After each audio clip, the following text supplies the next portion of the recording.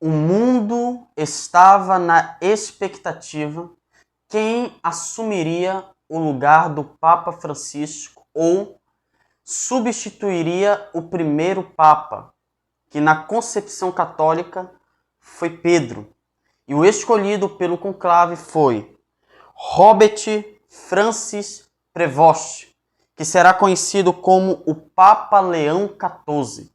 Ele foi escolhido para ser o próximo Papa.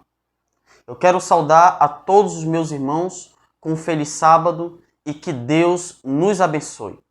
O objetivo desse vídeo é trazer algumas orientações. Por quê? Porque foi escolhido um novo Papa. E ao saberem da sua origem, já que ele é o primeiro Papa norte-americano, começaram a surgir algumas especulações. Será que este é o Papa que trará o decreto dominical? Como eu disse no vídeo anterior, eu não sei. Mas uma coisa eu sei, que as profecias estão se cumprindo. Cada dia que se passa, estamos próximos da vinda de Jesus, da segunda vinda de Jesus. E uma das profecias que está nas Santas Sagradas Escrituras é a profecia de Apocalipse, capítulo 13, versículo 13, 4, que diz: uma das cabeças da besta parecia ter sido golpeada de morte, mas essa ferida mortal foi curada, e toda a terra se maravilhou, seguindo a besta. E adoraram o dragão, porque deu a sua autoridade à besta. Também adoraram a besta, dizendo: quem é semelhante à besta? Quem pode lutar contra ela? Ou seja, o apóstolo João nos orienta que o poder religioso sofreria um golpe, mas que no decorrer do tempo esta ferida seria curada, esta ferida seria restaurada. O poder que o sistema religioso havia perdido seria restaurado. E cada dia que passa, cada ano que se passa, podemos perceber que o poder da besta, o poder papal, está sendo restaurado. Mas a pergunta é: qual tem sido o teu comportamento diante desta profecia? Porque há muitos adventistas que têm surgido na internet dizendo: olha, esse vai ser um novo Papa, esse vai ser o Papa que trará o decreto dominical, esse será o Papa que irá se cumprir todas as coisas que fora predito, tanto nas Escrituras quanto no espírito de profecia. Mas muita gente se esquece que Deus nos chamou não para levantarmos especulações, mas Deus nos chamou para pregarmos o Evangelho.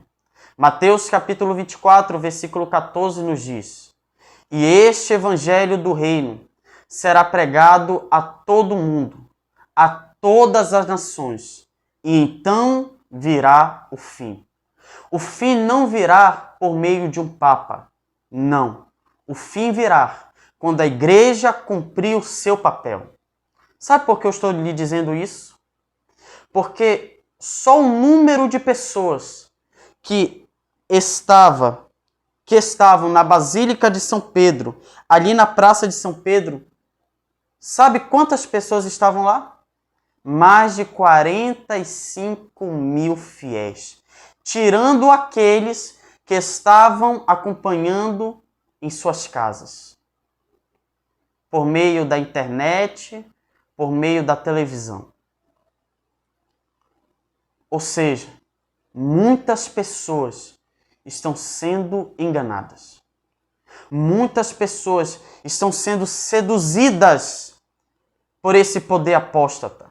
A pergunta é: será que nós, adventistas do sétimo dia, temos cumprido o nosso chamado?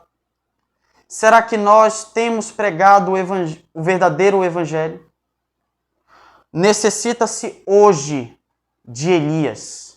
Eu quero ler para vocês o comentário da serva do Senhor.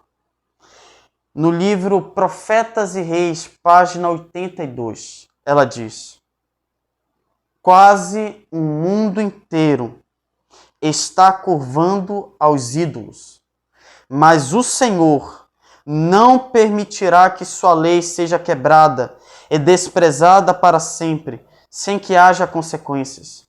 A incredulidade pode ameaçar as reivindicações da lei de Deus com zombaria e desprezo.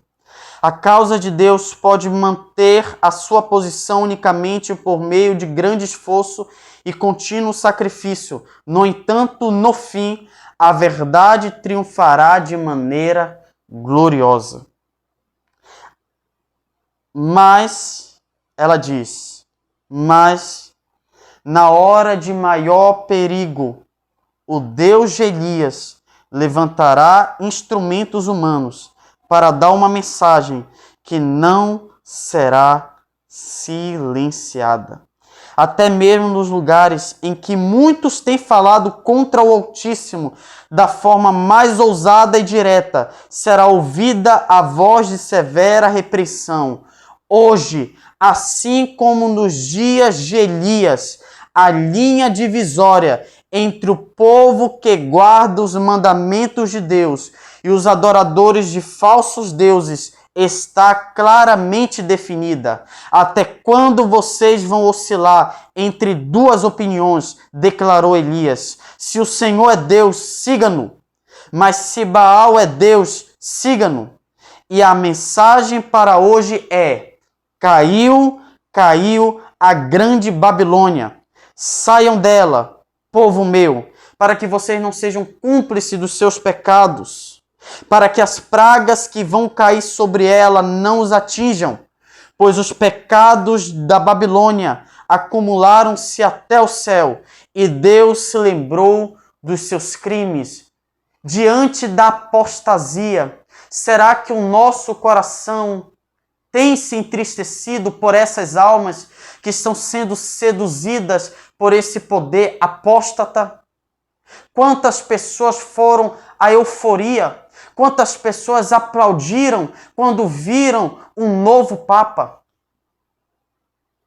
Será que diante daquilo que nós contemplamos, será que nós nos colocamos de joelhos e clamamos a Deus para que Deus tivesse misericórdia dessas almas?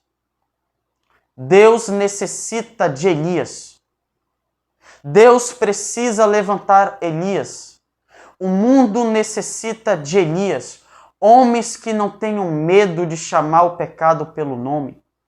Homens que tenham o mesmo espírito de João Batista, que veio no mesmo espírito de Elias, que disse: arrependei-vos, porque o reino dos céus está próximo, pois o machado já está posto à raiz das árvores, e toda a árvore que não produzir bons frutos, essa será cortada.